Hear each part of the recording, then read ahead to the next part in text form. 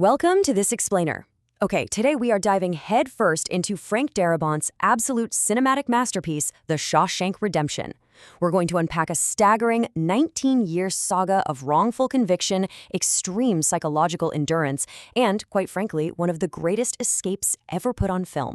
You know, if you've ever felt completely boxed in by a system or wondered how human resilience can somehow outlast deeply rooted institutional corruption, well, this analysis is definitely for you.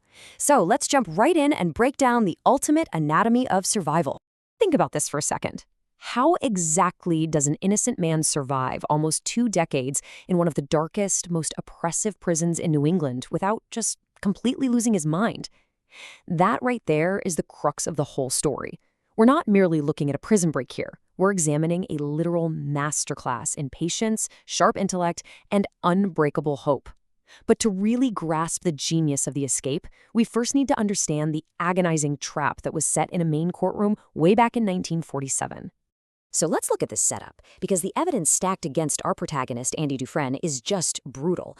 And the crazy part, it's entirely circumstantial. We start in a place of overwhelming darkness. Andy is a successful bank vice president who catches his wife in a scandalous affair. He refuses a divorce, gets incredibly intoxicated at a bar, and stakes out a house with a revolver. Now, he actually sobers up, goes home, and tosses his gun into a river. But the damage is done. The very next morning, his wife and her lover are found shot dead. Because the cops can't find that gun in the river, and Andy's memory is totally blurred by the alcohol, the evidence looks completely damning. A highly educated, successful guy is suddenly stripped of his entire life, slapped with 2 consecutive life sentences, and thrown right into the abyss of Shawshank. And Andy walks directly into a waking nightmare. Shawshank is essentially a lawless world run by 2 terrifying extremes of corrupt authority. On one side, you have Warden Samuel Norton. This guy projects this thick, heavy layer of religiosity to the outside world, always carrying a Bible, constantly quoting scripture. But on the other side, acting as Norton's personal attack dog, is Captain Handley. And to give you an idea of just how vicious this place is, on Andy's very first night, Handley literally beats a new prisoner to death simply because the guy was crying. Andy is thrust into this meat grinder, where sheer cruelty is the law of the land, making survival seem completely and utterly impossible. So how does he cope? Well, Andy plays the long game. Using immense patience, he starts mapping out a survival strategy. Back in 1947, he starts at the absolute bottom, sweating it out in the miserable prison laundry. But a couple of months in, he makes a super crucial connection. He meets Ellis Boyd Redding. Everyone calls him Red, who is the guy who can get things. Andy casually orders a small stone hammer, telling Red he's just really into stonework. Fast forward to 1949, and we get his real breakthrough. While tarring the factory roof, Andy overhears Captain Handley complaining about a massive inheritance tax. Taking a colossal risk, Andy steps up and offers his professional legal advice to shield that money from the taxman. The payoff? Handley brutally beats up the leader of a vicious gang that had been relentlessly attacking Andy. Just like that, Andy trades his financial genius for physical protection. Game changer. That moment on the roof changes the trajectory of his entire sentence. Andy gets pulled out of that grueling laundry room and reassigned to the library to help an older inmate, Brooks Hatlin. Before long, he's basically H&R Block for half the prison guards. But his true masterpiece of self-preservation, that would be the invention of Randall Stevens. See, Warden Norton forces Andy to help him launder massive amounts of dirty money. So, using his deep understanding of banking laws, Andy literally creates a phantom. He draws up all the official documents to birth a completely fake identity. Randall Stevens doesn't exist anywhere but on paper, yet he has real bank accounts, and that is exactly where Norton's dark money gets stashed. This whole arrangement perfectly exposes the warden's massive hypocrisy. Publicly, Norton is a hero. He launches this inside and outside program, which basically farms out prison labor for outside contracts, and the media just eats it up, praising him as this progressive reformer. But privately, it's a total scam. Norton is aggressively taking kickbacks and bribes from local contractors, and he's using Andy to launder all those huge sums into the fake Randall Stevens accounts. Andy makes himself completely indispensable. He becomes the literal engine of Norton's corruption, which definitely keeps him safe from the other inmates, but also traps him tighter than ever under the warden's thumb. Now, amidst all this, we see Andy's sheer, unbreakable persistence. 6 years. That is how long Andy showers the state senate with letters. While he's crunching numbers for the corrupt warden, he's fighting tooth and nail for the inmates, begging for funds to expand their tiny prison library. They ignore him completely. But does he quit? No way. He writes a letter every single week for 6 full years until the state finally caves and sends a check and some used books. And he doesn't stop there. 4 years later, it becomes this beautifully funded model library. It's the perfect showcase of Andy's core philosophy. If you just keep quietly chipping away at an obstacle, eventually you will break through. But while Andy is building up this incredible library alongside the elderly inmate Brooks, we really have to talk about the hidden psychological danger lurking in Shawshank: institutionalization. Honestly, this is the true villain of a story. It's a terrifying psychological state. After decades and decades of confinement, a person completely stops foreseeing themselves as someone who can even exist outside the prison walls. They become what the guys inside call a prison man. The very walls that were built to lock them in eventually become the walls they desperately rely on just to make sense of the world. And man, there is no sadder embodiment of this than old Brooks Hatlin. After 50 years inside, Brooks is suddenly paroled. He is thrown out into a fast-moving world he doesn't even recognize anymore. He's living in a dingy little hotel room, bagging groceries, and the sheer fear and isolation just swallow him whole. Completely unable to cope with life on the outside, Brooks tragically hangs himself, leaving behind this incredibly chilling inscription carved right into the ceiling beam: Brooks was here. It's absolutely devastating, and it serves as this incredibly stark, terrifying warning to Red and Andy about what happens if you let the institution strip away your soul. But just as the heavy shadow of Brooks' death hangs over the prison, a literal lifeline appears.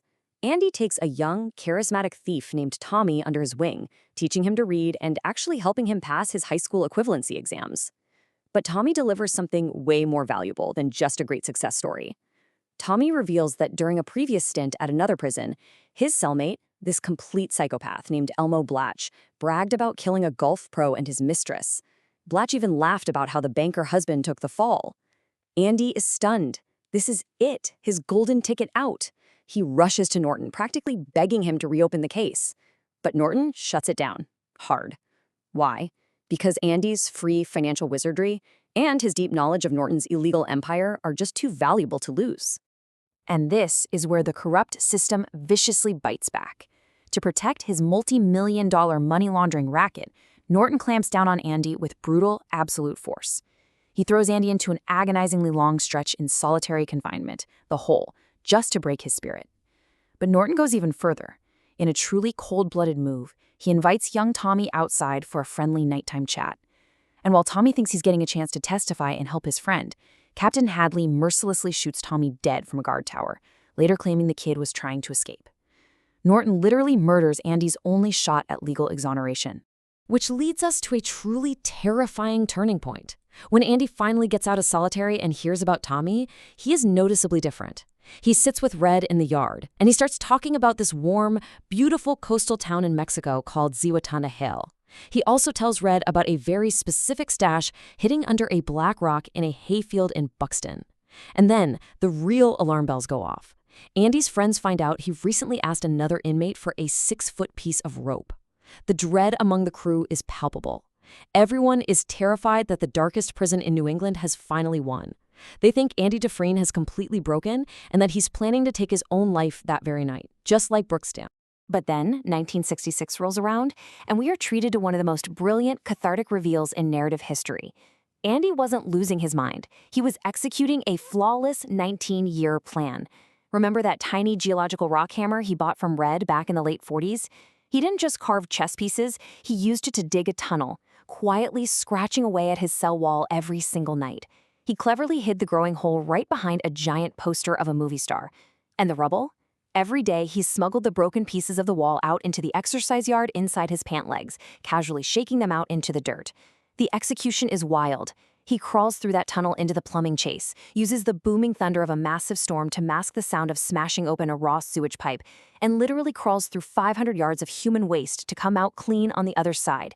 Pure, absolute grit. And the sheer genius of this guy doesn't stop at the prison walls.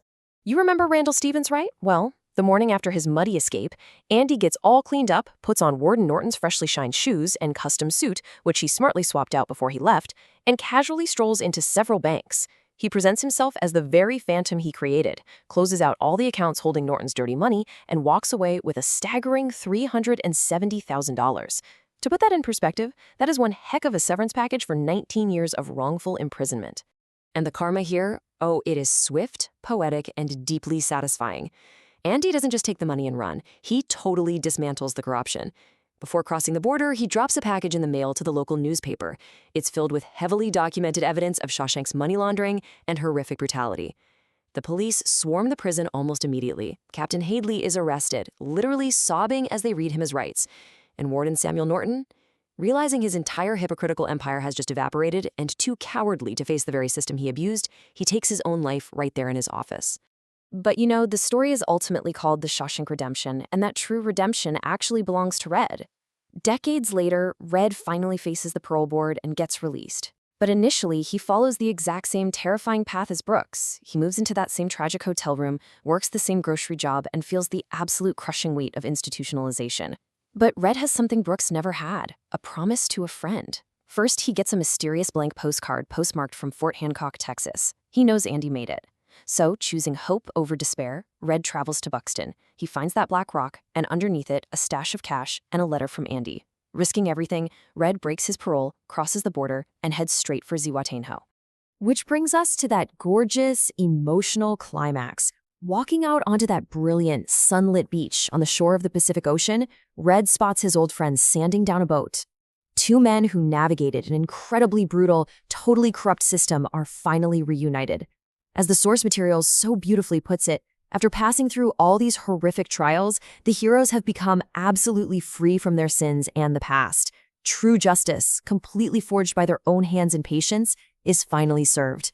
So as we wrap up this explainer, I really want you to consider Andy Dufresne's relentless 19-year journey. It proves that time and pressure are sometimes all it takes to break through seemingly impenetrable barriers. Whether you're facing a corrupt institution, a massive personal hardship, or just a systemic trap, what does it truly take to conquer the forces trying to keep you down? If you were stripped of absolutely everything, how long could you hold on to hope while quietly, daily, chipping away at your own walls? Keep that in mind the next time you face a seemingly impossible obstacle. Thanks so much for exploring this incredible story with me, and I'll see you in the next explainer.